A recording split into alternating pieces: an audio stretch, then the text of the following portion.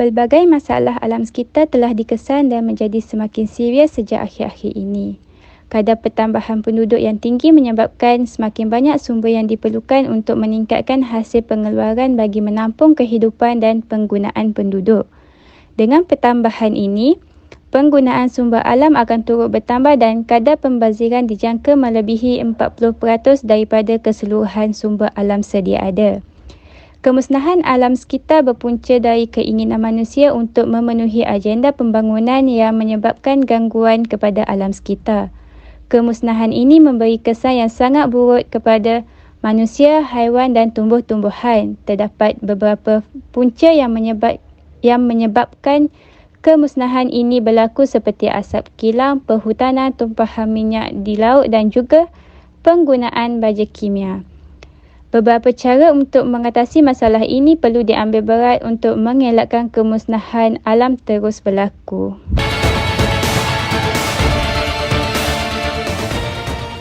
Banyak faktor atau punca yang menyebabkan terjadinya pencemaran alam sekitar. Antaranya asap-asap kilang dan kenderaan yang boleh diwakilkan sebagai punca pencemaran udara. Hal ini disebabkan oleh asap hitam yang keluar daripada kilang dan kenderaan yang boleh menyebabkan asap tersebut terperangkap di ruang udara. Selain itu, terdapat juga gas-gas yang beracun seperti gas monoksida yang boleh membunuh manusia dan haiwan-haiwan sekiranya terkumpul dalam kawasan yang tertutup. Sejenis lagi bahan yang boleh dihasilkan oleh kenderaan bermotor ialah plumbum, iaitu sejenis bahan kimia yang sangat berbahaya sehingga boleh menyebabkan kerosakan otak terutama kepada kanak-kanak dan warga emas. Selain itu, manusia juga turut menerima udara yang tidak segar untuk menarik nafas.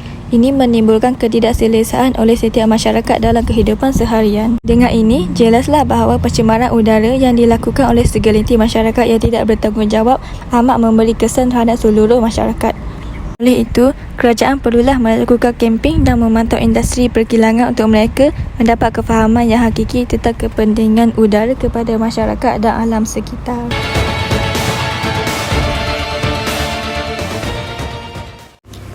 Insiden tumpahan minyak yang berlaku adalah hasil daripada kemalangan semula jadi seperti di badai di lautan maupun akibat buatan manusia.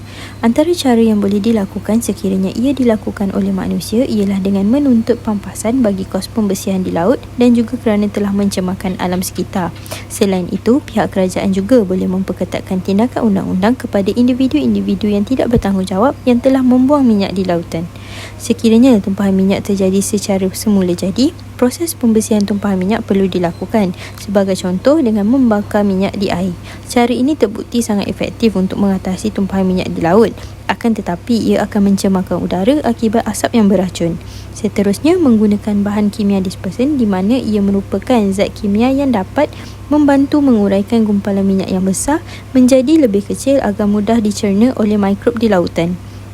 Akhir sekali, dengan menggunakan teknik bioremedisi. Bioremedisi merupakan proses yang menggunakan mikroorganisma untuk membersihkan dan menetralkan bahan kimia akibat tumpahan minyak tersebut.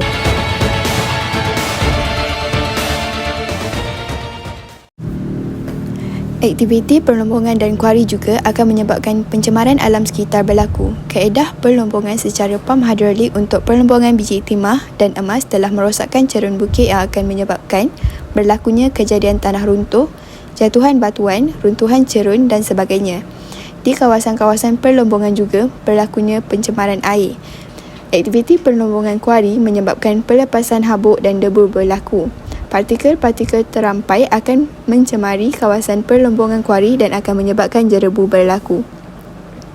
Tambahan pula, aktiviti perlombongan kuari menghasilkan bunyi letupan yang kuat berlaku hasil daripada pemecahan batuan menyebabkan pencemaran bunyi bagi penduduk sekitar berlaku.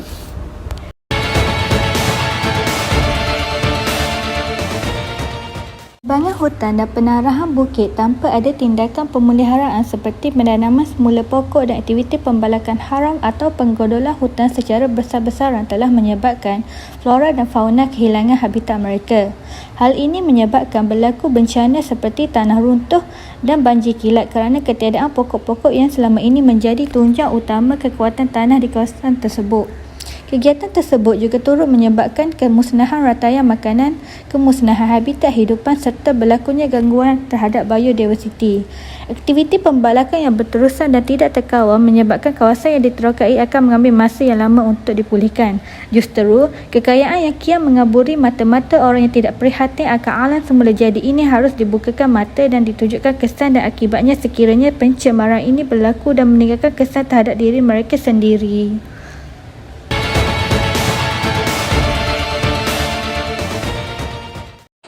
Baja kimia mempercepatkan hasil pertanian, tetapi keburukannya ialah ianya tidak mengekalkan kesuburan tanah dan juga tidak menggalakkan kehidupan organisma tanah yang akan membantu penyuburan tanah pada jangka panjang. Penggunaan jangka panjang baja kimia akan menyebabkan kerosakan kepada tanah. Baja kimia yang mengandungi nutrien yang sama digunakan berulang kali akan membahayakan tanaman, malah merosakkan ekosistem akibat lebihan kimia tertentu. Baja kimia cenderung untuk meluluhkan atau menampis dari tumbuh-tumbuhan yang memerlukan aplikasi tambahan. Penggunaan berulang kali boleh menyebabkan pengumpulan toksik bahan kimia seperti arsenik, kadmium dan uranium dalam tanah. Bahan kimia toksik akhirnya boleh dibawa ke dalam buah-buahan dan sayur-sayuran anda. Penggunaan jangka panjang baja kimia boleh mengubah pH tanah, mengganggu ekosistem mikroba-faida, meningkatkan perosak dan juga menyumbang kepada pembebasan gas rumah hijau.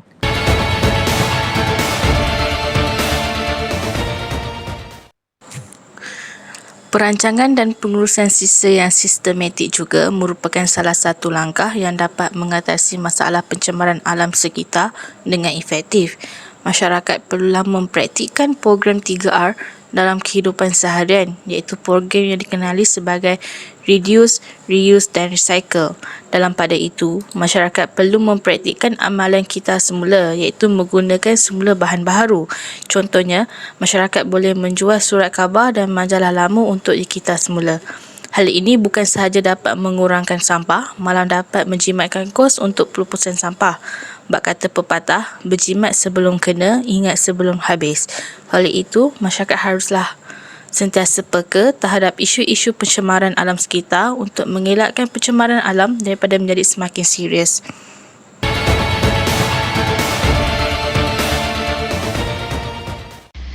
Terdapat pelbagai cara untuk mengatasi masalah perhutanan.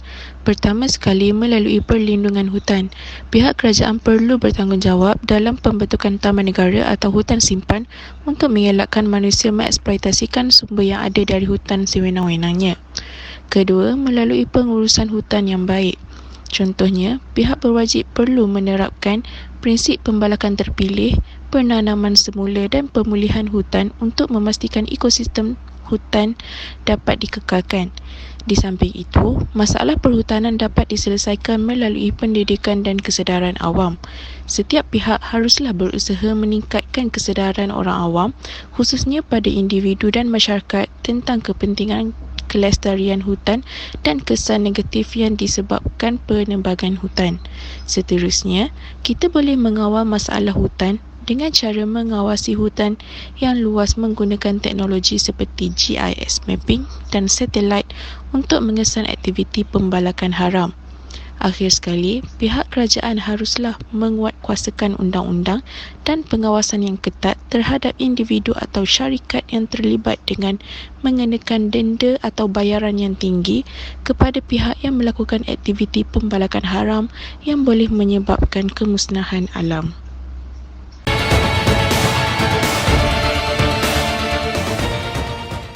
Menggunakan pengangkutan awam atau berkongsi kereta juga merupakan salah satu langkah bagi mengatasi masalah pencemaran alam sekitar. Seperti yang sedia maklum, ramai di antara pengguna jalan raya sering memadu kereta seorang diri, tidak kira untuk pergi ke tempat kerja atau makan atau bersiar-siar. Bagi yang pergi ke tempat kerja, sangatlah disarankan agar berkongsi kereta ke tempat kerja bersama rakan-rakan atau menggunakan pengangkutan awam yang telah disediakan.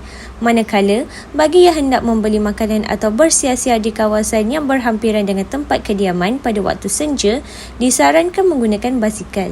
Hal ini demikian kerana pengurangan penggunaan kereta di jalan raya boleh mengelakkan berlakunya pencemaran udara yang serius akibat daripada pengeluaran asap egzos yang banyak. Bukan itu sahaja, perbuatan tersebut juga dapat menjimatkan duit minyak kereta sekaligus dapat mengurangkan kesesakan lalu lintas. Penggunaan kenderaan menggunakan tenaga elektrik juga boleh mengurangkan pencemaran alam sekitar, tetapi mungkin mahal.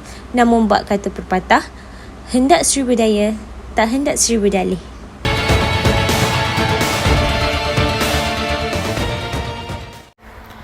Maka dengan itu, alam sekitar dapat dipelihara dan dijaga demi generasi masa hadapan.